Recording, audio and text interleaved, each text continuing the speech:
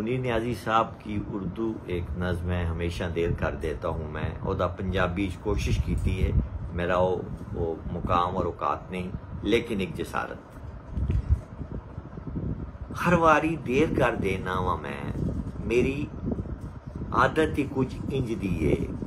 कोई जरूरी गल करनी होए, कोई वादा पूरा करना होए, उन्होंने पिछे बुलाना होए, हर वारी देर कर देना वा मैं, मेरी आदत ही कुछ इंज दी है।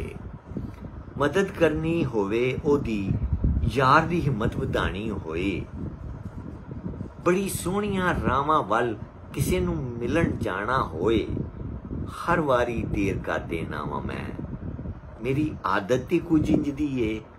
बदले मौसमां दी सैर विच दिल जे लाना होए, किसे नूं किसे सोहणे नूं याद रखना होए, किसे नूं भुल जाना होए, हर वारी देर कर देना वा मैं, मेरी आदत ही कुछ इंज दी है। मरण मंजी ते बैठे यार दी हिम्मत वधानी होए, उन्होंने जाके दसना होए कि चलिया अजे ते तेरी उम्र काफ़ी है, अजे ते तू मरना नहीं।